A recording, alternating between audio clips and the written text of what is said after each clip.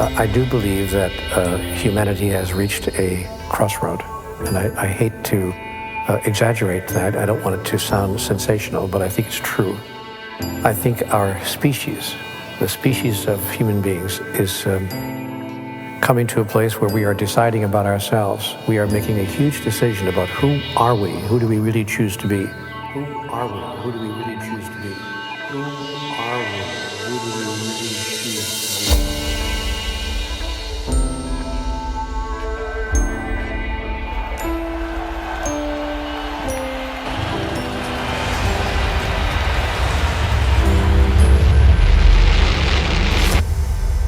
We imagine that the issue is a political issue. Then we say, well, it must be a financial problem.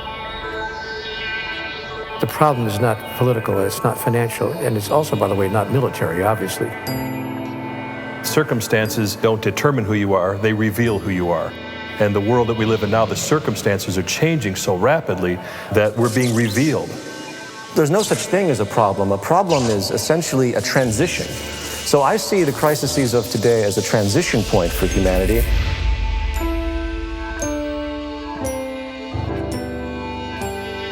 Look down on the human drama and discern through your critical faculties what's going on without judging it. Just discern, what is this human drama about right now, and what role can I best play in it?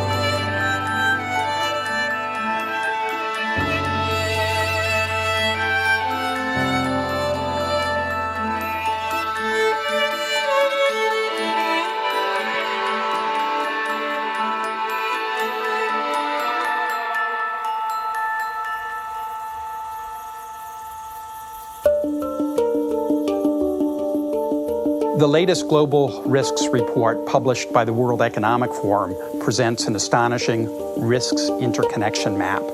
It clearly reveals how all global risks are interrelated and interwoven, so that economic, environmental, geopolitical, social, and technological risks are hugely interdependent. A crisis in one area will quickly lead to a crisis in other areas. The interconnection and complexity in this map, compared to our surprise at the impact and speed of the recent financial crises, illustrates the discord that exists between all systems we've built and shows just how disconnected we've become. Our attempts at managing these systems are fragmented and simplistic, and not up to the challenges that we face today.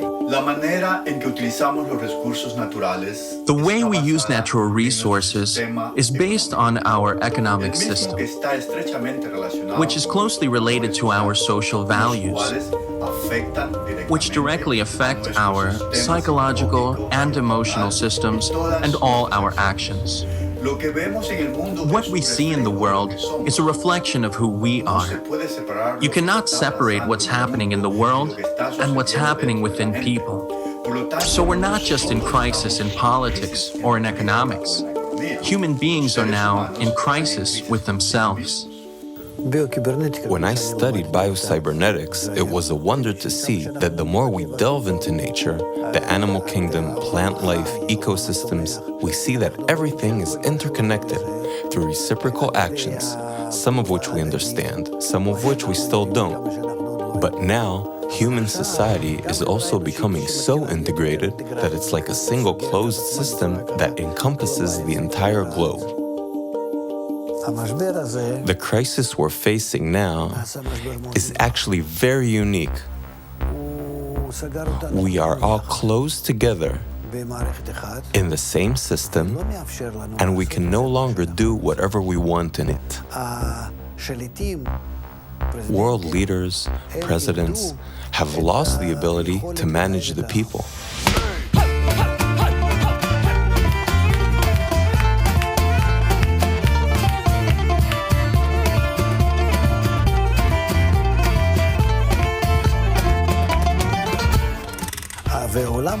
it's as though the world began to move without any reins, but rather according to a new law of interdependence, of connection, the law that is characteristic of integral systems.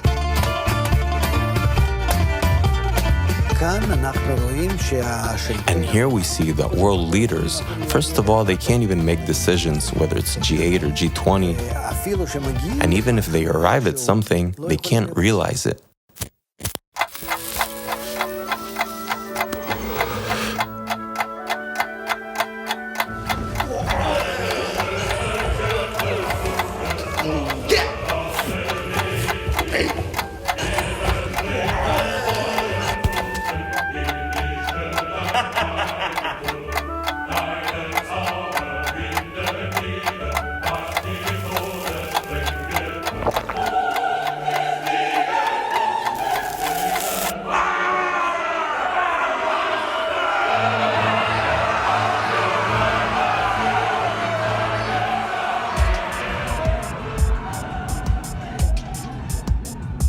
In science, we started as Newtonian physicists, and we started pretending like we are machines.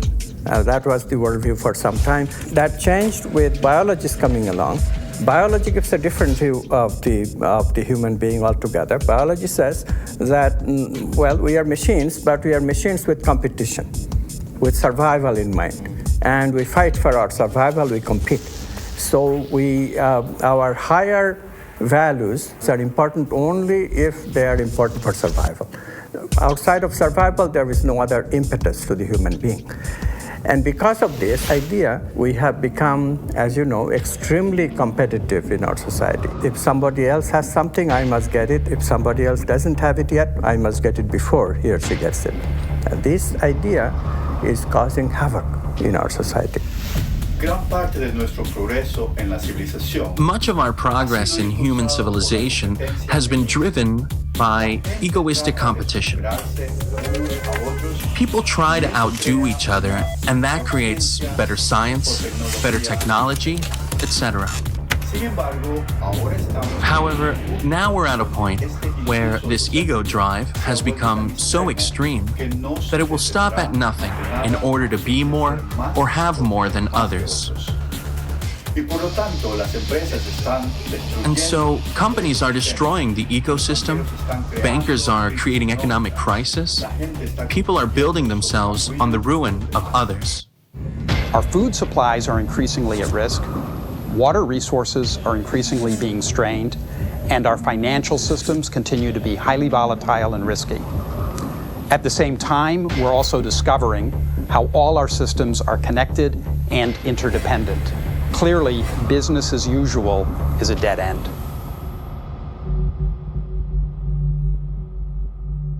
In the previous days and times, we've been involved, not exclusively, but largely, in the process of individual survival. How do I get through the day? How do I get through the week? How do I get through the month? In the 21st century, we're learning now that we can no longer concentrate on individual survival strategies, that unless we begin to coalesce those strategies and learn how we can survive collectively, that no individual is going to survive in the long run. Again, I don't want to be an alarmist, but I realize that we are facing a very critical time now. The separation theology that humanity has established through the years has created a separation cosmology, that is a cosmological way of looking at things that says everything is separate from everything else. And a separation cosmology has produced a separation sociology, that is a way of socializing with each other that says I'm over here and you're over there and our interests will not meet unless they do. If they do, we'll try to cooperate, but if our interests do not meet, if we have separate interests, I may just have to harm you.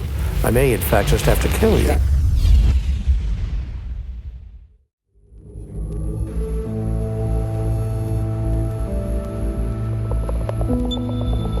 There's an old story, the grandfather who's speaking to his grandson in the lodge, and the grandson comes in and says, I had a dream last night. In the dream, there were two wolves inside fighting, and one was a black wolf and one was a white wolf. And the black wolf scared me, grandfather, and the white wolf made me feel hopeful. Which one will survive? And the grandfather said, the one you feed the most. And so to me, that is the nature of humanity, the nature of humans, is we have both. Which one we're going to feed the most is the one we're going to see in the world.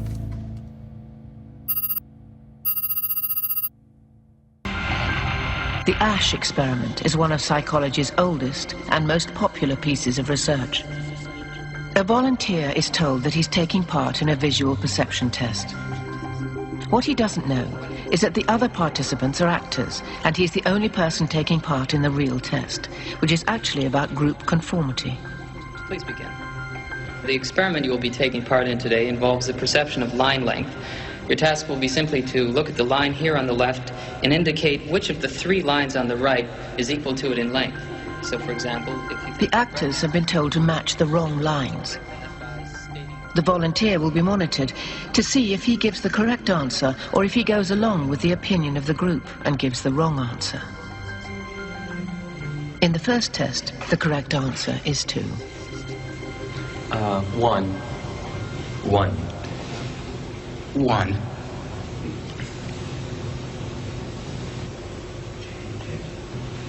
Two. 1. Once again, the correct answer is 2. 3. 3. 3.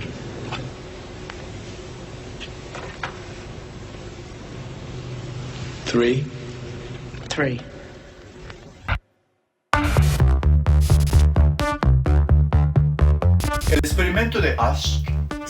The Ash conformity experiment has been repeated many times. It's been suggested that, first, the distortion happens at the level of action. The subject believes the others are wrong, yet goes along with them anyway. Then it happens at the level of judgment. The subject begins to think, maybe they're seeing something I'm not seeing.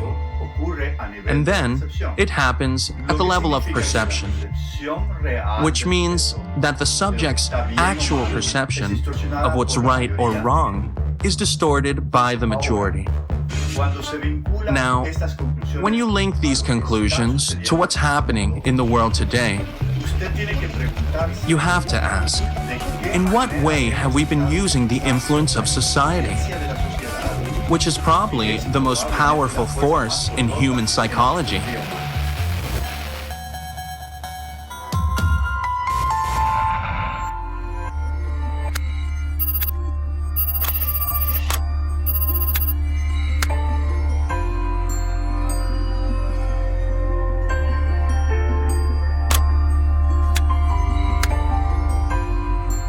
Over 40 years ago, I was cloning stem cells, and one of the first experiments just so blew my mind that it really changed the whole course of my education and my life.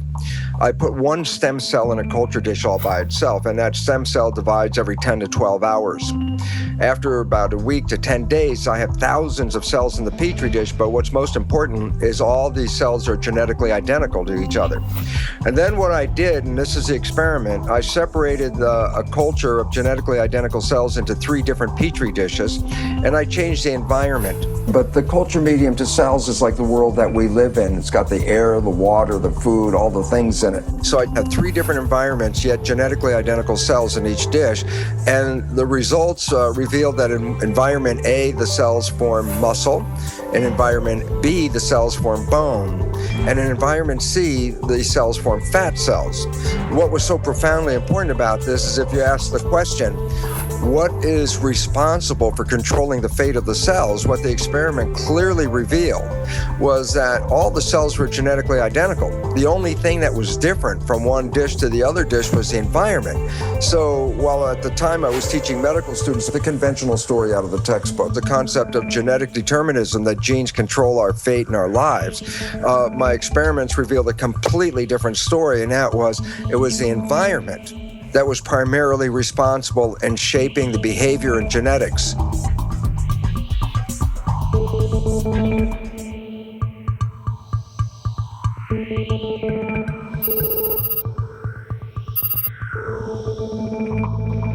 And there's new research out of Harvard Medical School about social contagion. And I think it's kind of obvious and intuitive that you catch the moods of people around you, but now they're finding that people get fat in groups, they get happy in groups, they quit smoking in groups.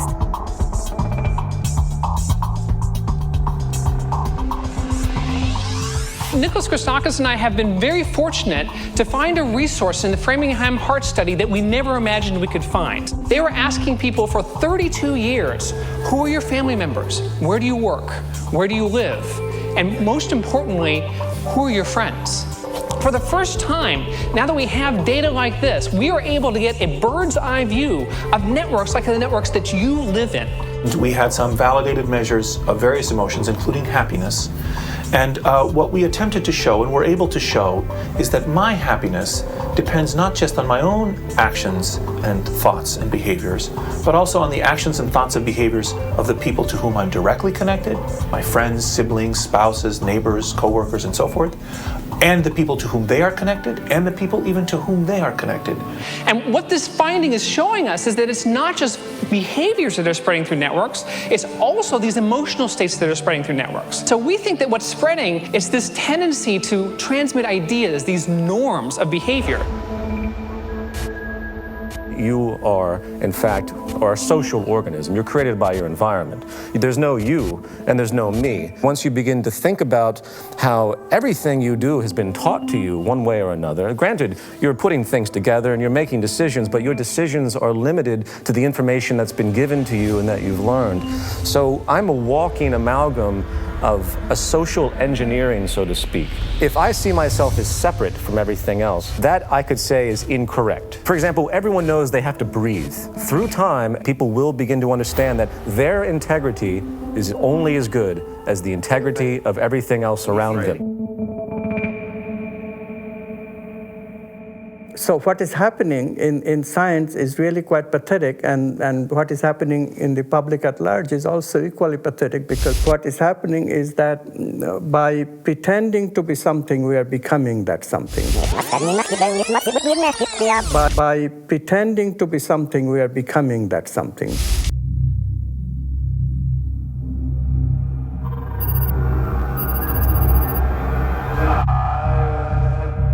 I began to feel that I was losing my identity, that the person that I call Clay, the person who put me in this place, the person who volunteered to go into this prison, because it was a prison to me, it still is a prison to me. I don't look on it as an experiment or a simulation. It was just a prison that was run by psychologists instead of run by the state.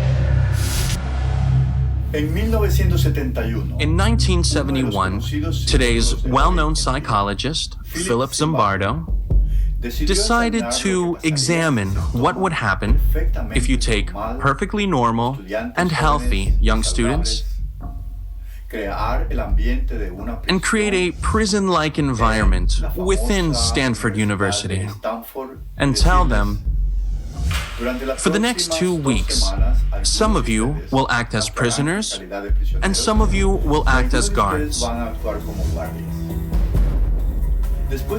One day into the experiment, a riot broke out. The guards began humiliating the prisoners. They used physical punishments. Some became extremely sadistic. The prisoners began to have emotional breakdowns. Some had to be removed from the study early, and after only 6 days, the experiment had to be completely shut down.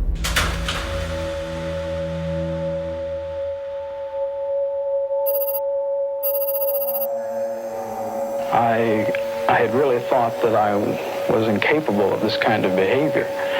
I was surprised, even I was dismayed to find out that I could really be that I could act in a manner so absolutely unaccustomed to anything I would even really dream of doing. And while I was doing it, I didn't feel any regret. I didn't feel any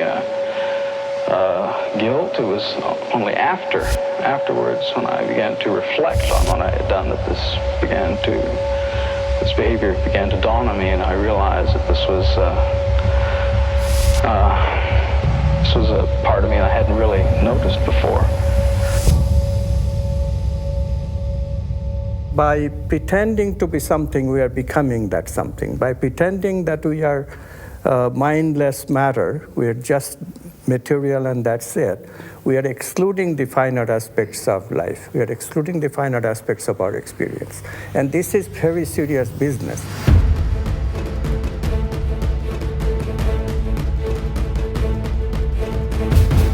If you take Darwinian theory, which says that we're in a competition and we have to compare each other as to where we fit, and you mix that with a Newtonian vision from physics that the primacy of the universe is found in the physical structure. And then you put those two together and you say, well, how do you know where you fit in the Darwinian world? And the answer is, how much material do you own? And so, evolution of humanity since Newtonian times was to extract the material from the planet so that we could have possessions. And that the possessions then were a reflection of where we stand in the hierarchy. If you're very low in the hierarchy of human life, you have nothing. If you're very high in the hierarchy of human life, you have money and possessions and houses and toys and all these things. So then you say, well, then who suffers from all this? Well, there's great suffering at every level, whether suffering in the physical planet or in the human civilization, there's suffering all over. In order for me as a human to prove my hierarchy, I have to extract the material from the planet. So what do? I mine the planet. I rape the planet of all of its possessions so that I can hold in my hand this chunk of gold and say, see how much I am worth, where is your gold?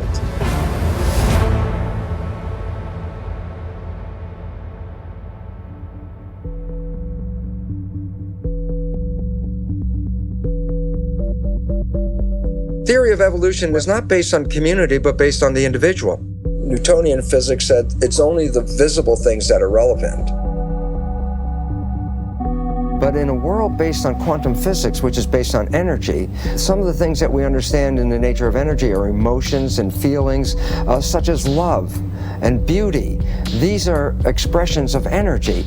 And in a world of quantum physics, we surely emphasize more the nature of love and feelings and energy and beauty and harmony over the money and the material expressions that we look at today. And why is this important? Because then you look at the world and you say, do you want a pound of gold, or do you want to be totally in love in your life?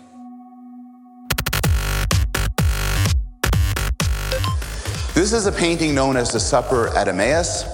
And in the 1940s, when it was thought to be painted by Johann Vermeer, it was worth millions of dollars. It was perhaps literally priceless. It was in Holland, and it was one of the most renowned paintings in Europe. People would travel through Europe to see it.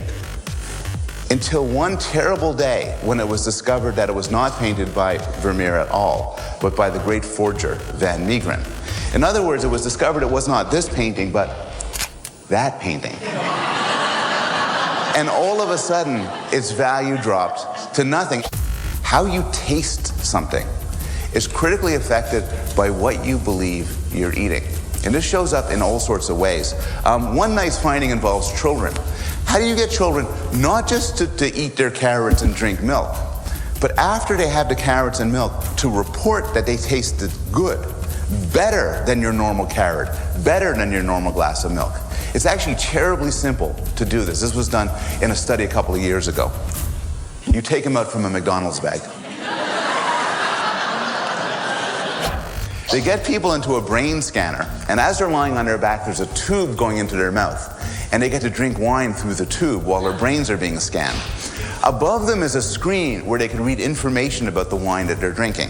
Everybody drinks the same wine. If they think they're drinking the cheap stuff, they'll report, it doesn't taste so good, and they have a low-level neural response. If they think they're drinking 200 out of a $200 bottle, they say they love it, and the pleasure centers of their brain light up like a Christmas tree. This is John Cage's work. Comes under different names, but it's often called 4 minutes, 33 seconds, because it was a famous modern performance where the pianist is instructed to sit at the piano and be silent for 4 minutes and 33 seconds. Now, as you can imagine, this is fairly controversial, whether or not this is brilliant or just ridiculous. But my favorite fact about this is you can go onto iTunes and you can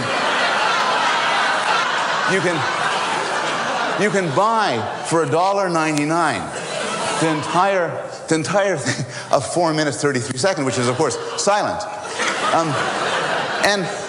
And I've read commentaries on this where people are outraged. They say, look, just turn down the volume of your computer and sit there for 4 minutes, 33 seconds. But psychologically, I think that wouldn't be the same silence. This is that silence from that performance. You know, it's astonishing to me that we don't realize we make this all up. We made the whole thing up. You know why gold is what the value it is? Because somebody said so. That's it. You know why fuel costs what it is? Because somebody said so. Somebody speculates, somebody decides, there's a belief, enough people join in, this is what a thing costs. We've all decided this. So an awakening of, we're repeating these cycles and we're getting kind of tired of it, maybe we should do something different this time around, be something different. People are interested in processing meaning and values. We have to hear that. It's the society, the media especially, that puts ordinary people into this vain search of material goodies. Yeah. People didn't live this way even 50, 60 years ago. You know, this is just a very recent phenomenon, that if you have, instead of one cell phone, two cell phones in 2 pockets, then somehow you'll be better off.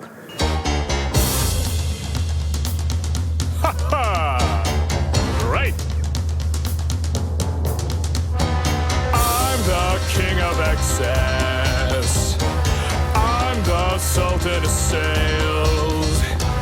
I'm the boss of bargains. My credit cards, they never fail. I got a 700 something on my beacon score, which means I don't own a thing and I can buy even more.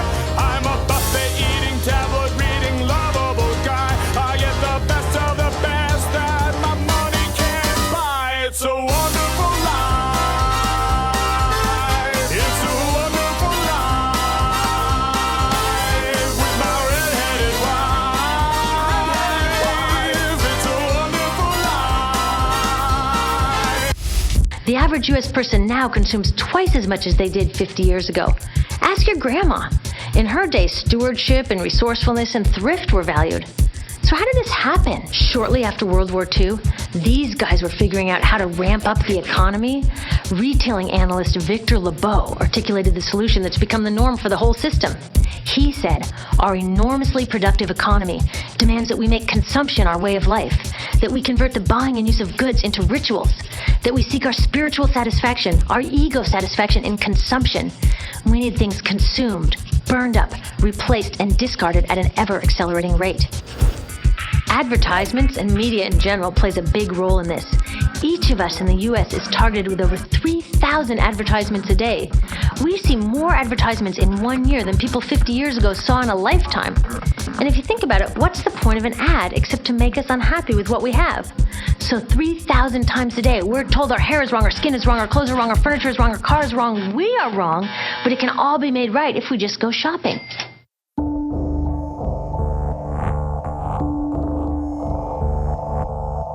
Mr. Rogers, who was the TV guy here in the United States, said the space between the television and the viewer should be sacred.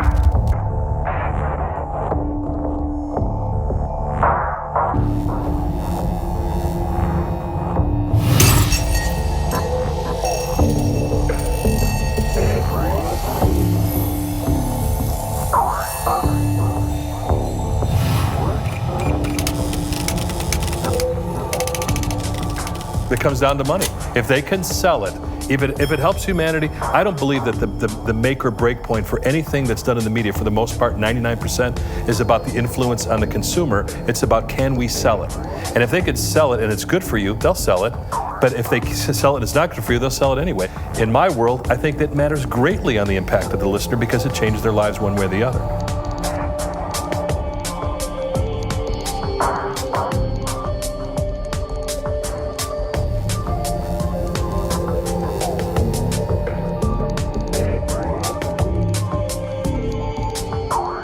Part of the problem is people are too focused on their own little world, their own little lives, what it is they want to accomplish, when in fact there's really nothing you can accomplish that feels quite as happy as doing it with other people.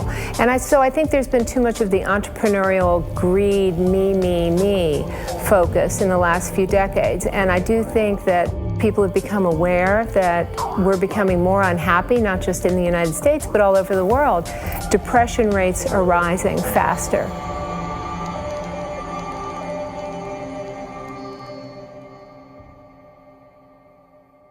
I don't know that people are always aware of it until you ask powerful questions.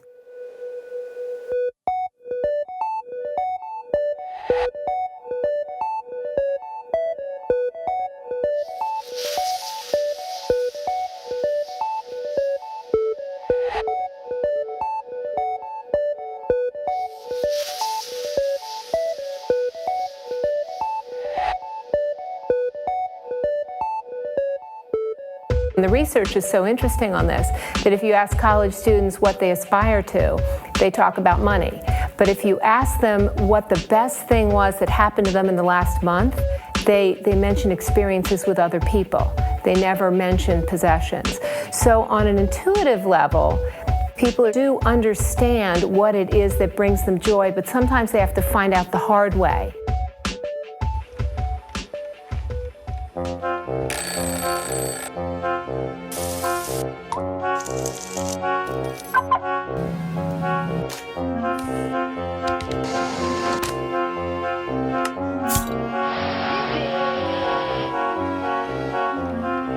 So we're in this ridiculous situation where we go to work, maybe 2 jobs even, and we come home and we're exhausted, so we plop down on our new couch and watch TV, and the commercials tell us you suck, so you gotta go to the mall to buy something to feel better, and then you gotta go to work more to pay for the stuff you just bought, so you come home and you're more tired, so you sit down and you watch more TV, and it tells you to go to the mall again, and we're on this crazy work, watch, spend treadmill, and we could just stop.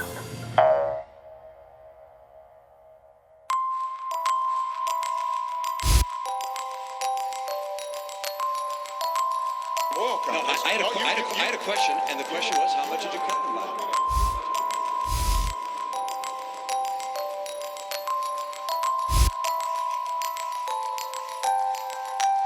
We have actually produced more oil. No, how much did you cut licenses and permits on federal land?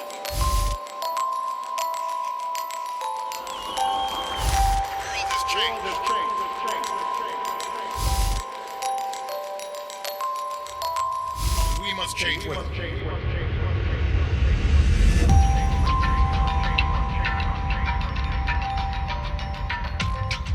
I have written an open letter to President Obama, reviving that slogan. You know, during the Clinton presidential campaign, they had a slogan called, "It's the economy, stupid."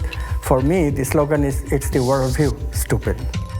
It's unless the worldview changes, unless the worldview acknowledges listening to the values, listening to the personal meaning of life and the social meaning of life, unless we do this, real change cannot come. So I wrote to President Obama, if you talked about real change, change that we can believe in, if you really want change that we can believe in, please help us to change our worldview. Well, the change of man is the key to changing everything else in the world. Without it, nothing significant will change. What we need is not just patching up, not just solutions to current problems. What we need is a transformation, a fundamental transformation, which means a change of values, the change of thinking, change of consciousness, change in the way the human being thinks and acts.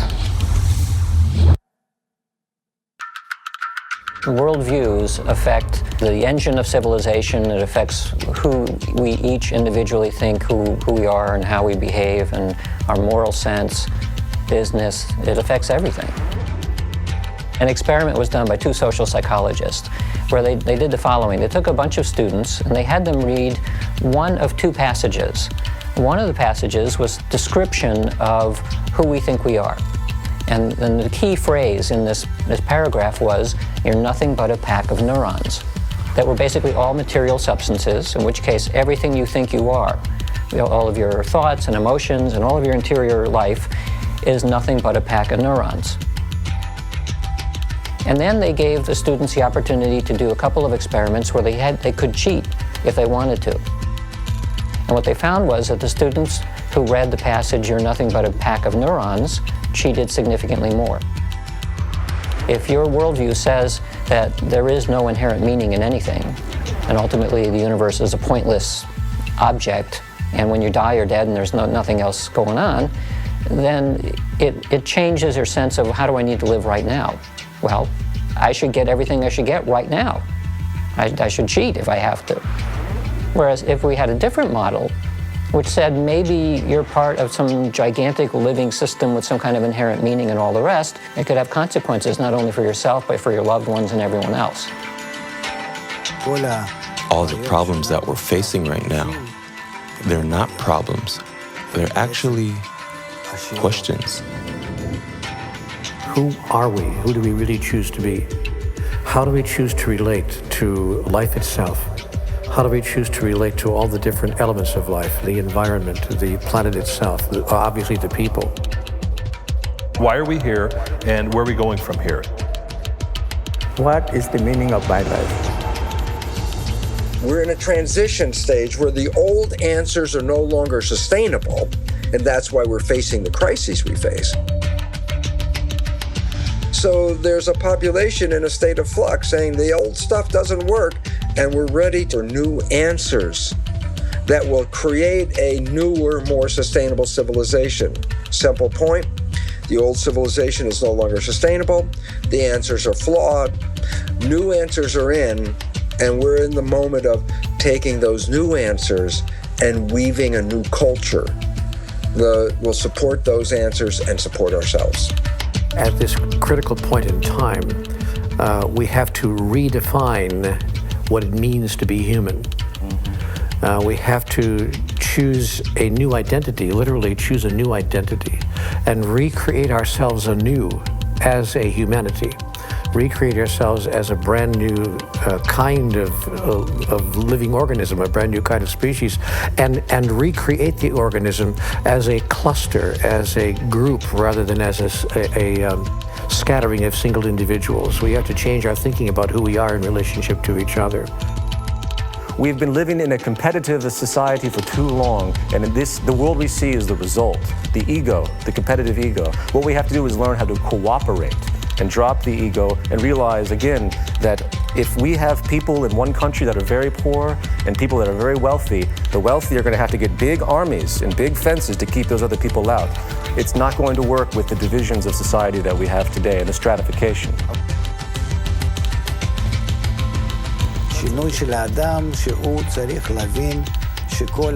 Man has to go through a change to realize that his life should be lived for the unity of mankind, and that we're all like one man and one heart, and we're sharing that desire, sharing that thought.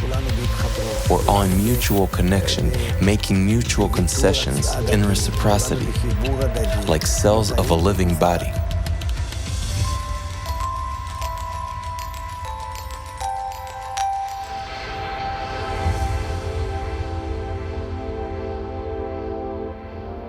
It's so simple, but we make it so difficult, and it's these hard things, these challenges, these horrible things we see are there to urge us to be better than we are. And I think until we start seeing that, they will continue, no matter on all levels. We look at our economic crisis, we look at our ecological crisis, we look at our spiritual crisis, and we say, I'm not happy, society's not happy, what's wrong with us? So that is the trigger. We have to have problems to have solutions. Problems create creativity. There's no such thing as a problem. A problem is essentially a transition. So I see the crises of today as a transition point for humanity. I see them as not necessarily something that's out of the ordinary. Again and again in nature, from the very most ancient bacteria to more recent species, they go through a juvenile phase of hostile competition to establish themselves. And then they discover the economics of cooperation.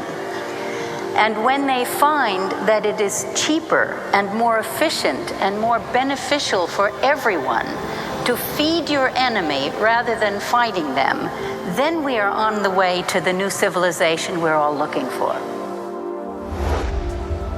The wonderful part about nature being fractal is that we can use patterns in nature to understand other patterns that exist, because patterns repeat themselves. So now if you want to look at a pattern that's playing itself out on this planet right now that would give us insight about what is going on.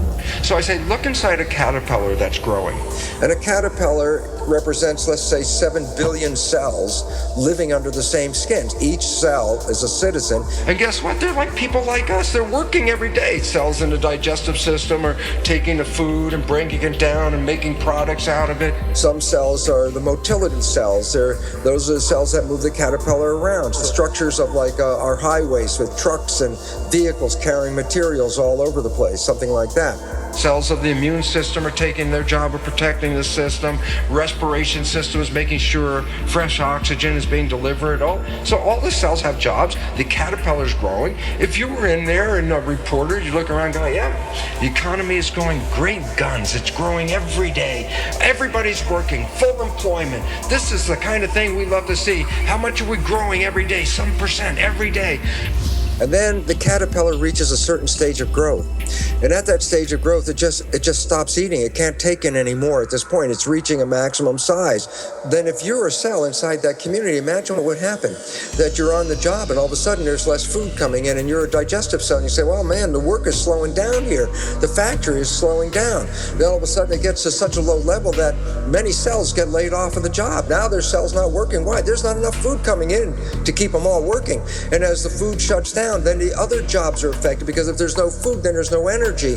And all the systems start laying off cells. And pretty soon, there's massive chaos under the skin of a caterpillar. Why? The systems stop growing, the cells are out of work, nothing is evolving, and the thing is falling apart. If you were a cell in that caterpillar body at that time, you would look around and say, oh my God, our world is coming to an end. And yet, in the midst of those billions of cells, in among them are other cells genetically identical to them, no different. But they think differently. They respond to the signals differently. These cells have the interesting name called imaginal cells.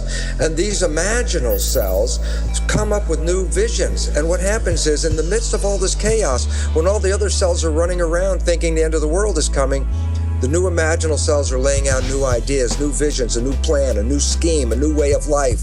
And around these ideas, the cells reorganize and they start to create new massive organizations to create something much more fabulous than the previous system. A system that is much more sustainable, a system with a higher level of evolution. And that system they're constructing called the butterfly. So there's a transition from an old world of caterpillar with an old belief system and an old way of life that was no longer sustainable. And therefore, you have two choices in this world right now. You can retain your caterpillar status and go, oh my God, the sky is falling, and be in fear. Or you can say, the caterpillar is going, I want to build the butterfly. Why? Because if I become active and, positive in the process of building the butterfly, I'm engaged, I'm working, we're creating the future. If I sit there and bemoan the loss of the caterpillar, then I'm making myself sick and everything around me. Why? I'm not contributing to our evolution. And so, where are we? We're at the demise of the caterpillar stage of civilization and the rise of the butterfly. What we have to recognize is that all this crisis, etc., is not outside of consciousness. Mm-hmm. It is also inside of consciousness. Mm-hmm. There is a plan to this madness. Mm-hmm. If we look at biological evolution, all big evolution is preceded by a catastrophe. So this is evolution of the human being that is going on right now. From being overly concerned with the negative emotions and the rational mind to listen to the values. Love, beauty, justice, truth, goodness. We need to hear that. But how do we hear that without the pangs of suffering?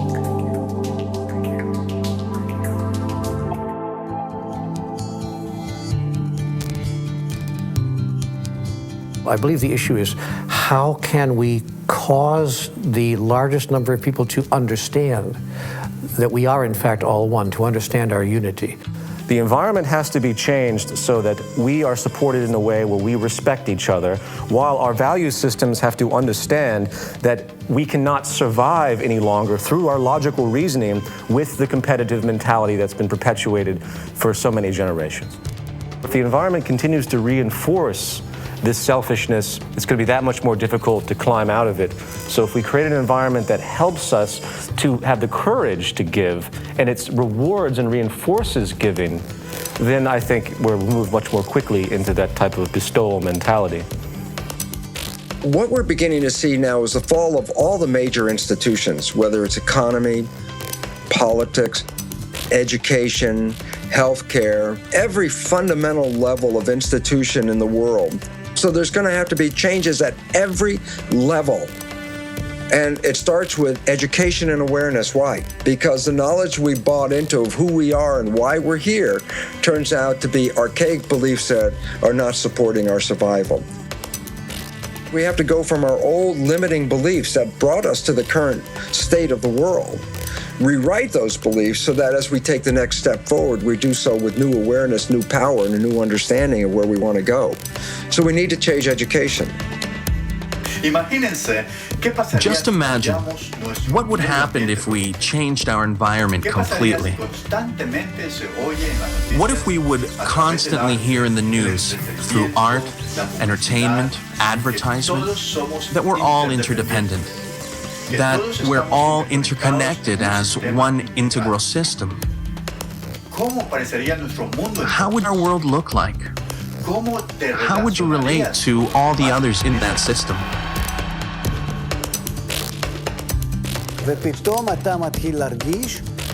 You would suddenly begin to feel that you relate to others as somewhat close to you.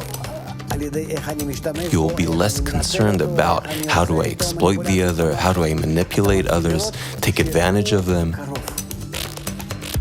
You'd begin to see that the other person is somehow close to you. You'll have some affinity towards the others, like they belong to you. You'll start considering them just like you think about your children or your family. You take them into consideration when you think about doing something in life. You think, how will it affect them?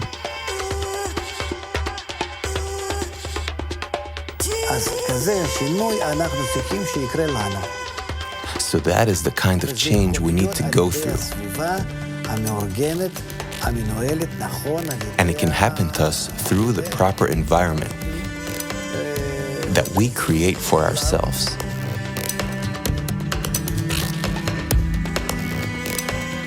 Well, we have these negative emotional brain circuits of competitiveness and greed and jealousy and anger and what have you, but we can also create a reality in which we make positive emotions for ourselves and in our relationships, and we can create positive emotional brain circuits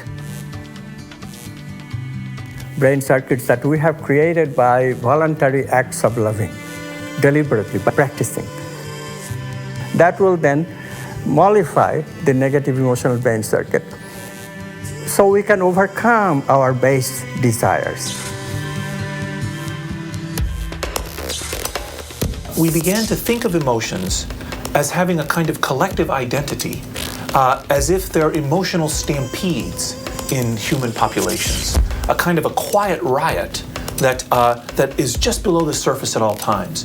Because when we mapped this network, we were able to find clusters of happy and unhappy people in the network, and we were able as well to show that happy people are able to influence others to become happy, and that happiness can spread from person to person to person to person.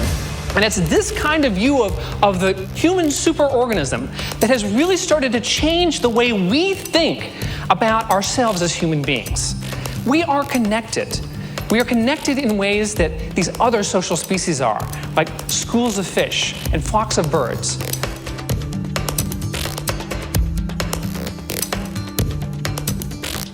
Animals have this.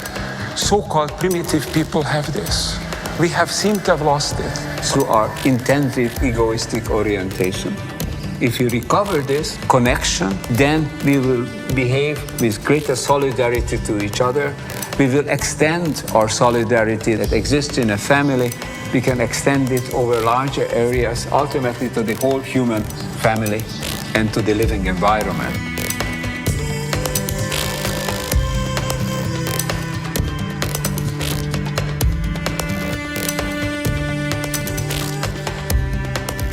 We can encourage people in all walks of life, in all kinds of organizations, to come to the notion of true global family and implementing the kind of world we really all dream of.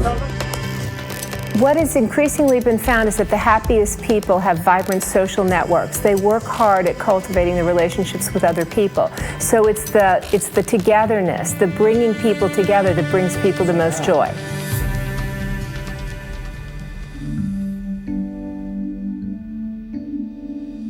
In some ways, science has always recognized that everything is always interconnected. But everything is also interdependent. And you can't study everything all at once. So science has been very good at sort of slicing up the world into little pieces and then diving deeply down each little piece, and that becomes a discipline. And it's very easy to forget that that piece actually is still connected to everything else. We conveniently forget it, which creates something which is ultimately a whole system, but it becomes fractured. And maybe that some small percentage of scientists are naturally drawn to this idea of how does the thing that I'm studying fit in a larger context? And so for scientists who think about that, they eventually get to the idea of, if they push it far enough, that the universe is really just one big thing. We ask the question, why are we here as human beings? The answer is then left to something as simple and disastrously bad as, there's no reason for us to be here. We're just accidents of genetics, and therefore we could do anything we want because we weren't intended to be here in the first place. So we have a pretty big disregard to our relationship and the world around us and the nature that we live in, because we believe that organisms just got here by accident. When you look at the planet Earth, you find that we live in a very narrow zone that supports life. A perfect combination of gases in the environment, a perfect temperature and all this, and it stays constant, which has been a very unusual event of how can a planet keep a constancy in a world where everything is dynamic around it? And the answer is because nature has created one organism after another organism to keep the environment in balance and compensate for the ranges of activities that occur around us. So we keep what is called homeostasis. Very simple example is this. When the world was primarily plants, the environment, which had carbon dioxide and some oxygen in it when they first started, later became depleted of carbon dioxide, and oxygen increased because the plants were using the carbon dioxide continuously and releasing the oxygen continuously, and the balance shifted. And there was so much oxygen on this planet that the planet was flammable. So at times, lightning strikes would hit and burn up all the oxygen and burn up the planet. Life was not sustainable. So nature created a balance. And the balance was called animals. Animals breathe in oxygen and release carbon dioxide, which is the complete reverse of what the plants were doing. So why is this relevant? Because when you put animals and plants in the same environment, as the plants take in carbon dioxide and release oxygen, the animals take in oxygen and release carbon dioxide. This creates a cycle and a balance and harmony. So animal introduction was not just a random event. It was required to keep balance in. Now look at life as a seesaw that goes up and down. And I go like this. As I put one organism on one side, it throws the balance off and tilts the seesaw this way. So nature puts another organism on this side to bring the balance back. So I said, where are humans in this seesaw? And why is that important? Because humans have so much power that if we're not clear of what we're doing, we can take the seesaw and put a little weight on one side and shift the entire balance of nature. And then we have to learn to come back and shift the balance back again. Well, without our awareness of how we fit into nature, we lost sight of the fact that every other organism has been involved in keeping the environment more stable. We weren't to manipulate the environment.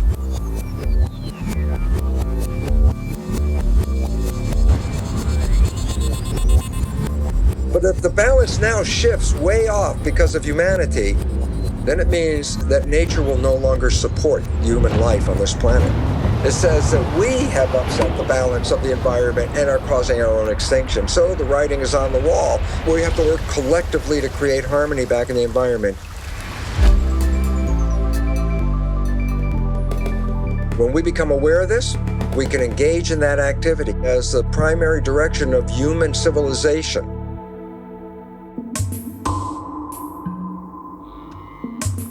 can we, as a global tribe, get our act together fast enough to be able to change our behavior, our collective behavior fast enough? There is a great potential, because it's not that if everybody has to change at the same time. What we talk about is a critical mass. You don't know how many people have to change for it to spread. But the fact is that when people begin to think differently, begin to act differently, that has an effect on others, it spreads. Scientists at RPI have found that when just 10% of the population are deeply committed to an idea, their idea will always be adopted by the majority of the society. Now, what's interesting is their mathematical model shows that it's like a spontaneous leap. That is, below 10%, there is no visible progress. However, above 10%, the idea spreads like wildfire. I don't think it's going to occur first on the whole among the leadership, neither political nor business leadership. I think there are always exceptions, and there are very enlightened political leaders, the enlightened business people. But on the whole, these people have too much stake on the present system, and they're afraid of change, because their own base of power and wealth lies in maintaining the current system. So the change has to come from elsewhere. I don't think it can come from the very poorest people. The very poorest people, maybe 2 billion people in the world, try to survive somehow. They have to get the food and the housing and the job and the healthcare and the education that is a minimum requirement. We can't expect it from that, maybe 200-300 million people who are really the wealthy and the leading classes. It has to come from those who are in between, who have a choice, who are becoming increasingly concerned, and who know that something needs to be done, and the hope is that they will wake up.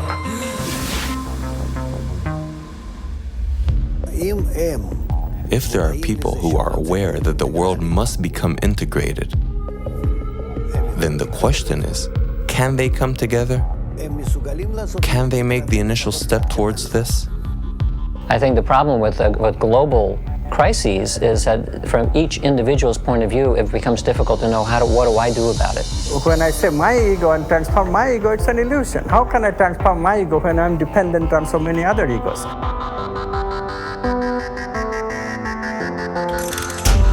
So because of the efforts of a few, changes will start occurring. How? Because the pressure, evolutionary pressure, is acting on everybody. It's just that they don't have the right context. All they need is a trigger. The trigger will be provided by this upper echelon of people who are working together to develop positive emotions.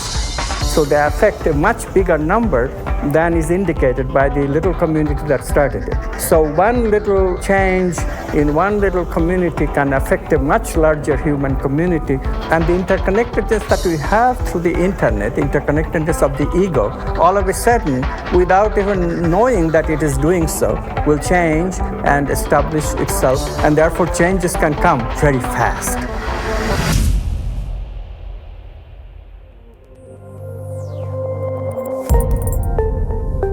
The basic idea is that there's this vast fabric of humanity stretching endlessly into the distance. I'm connected to you and you to others on out endlessly. Your actions can influence the actions and feelings of others around you, which in turn then can spread to still others and then to still others. If you tell someone they don't influence anybody, they're not going to do anything. But if you tell them to influence 1,000 people, they'll change their lives. And that's why I think it's so critical for us to understand, first and foremost, how and why we are connected. Thinking people, they can see opportunities in this. So we have to do this collectively. We have to do this collectively through dialogues, first between two people, through relationships between two people, and then generalizing it to a whole family, to the entire community, to bigger communities, to the country, to the entire world. Change the society to recognize that we cannot do this by ourselves. We cannot do this alone. It's actually very simple what we have to do.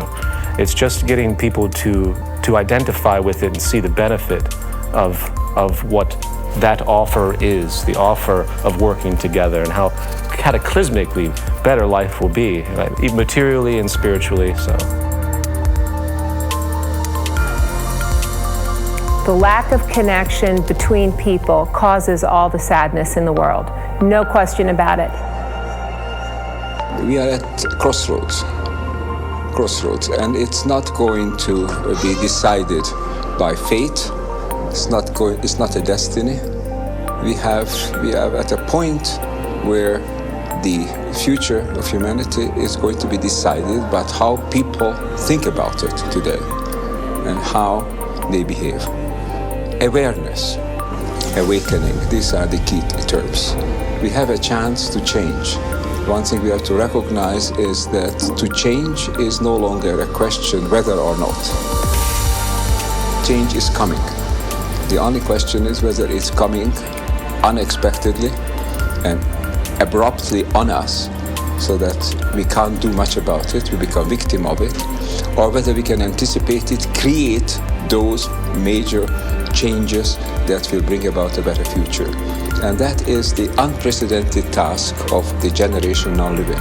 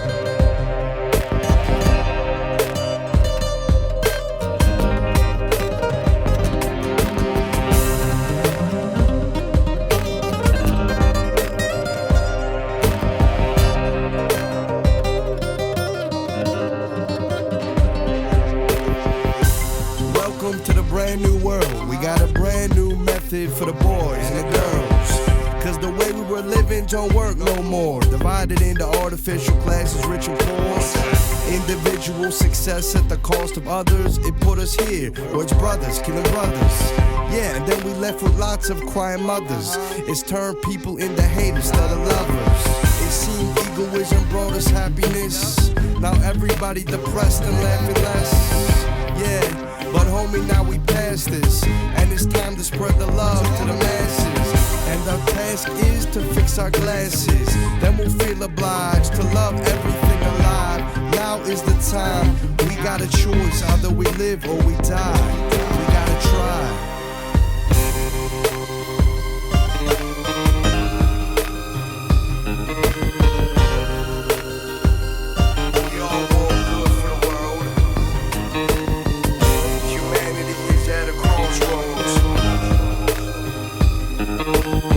I don't need to list the problems.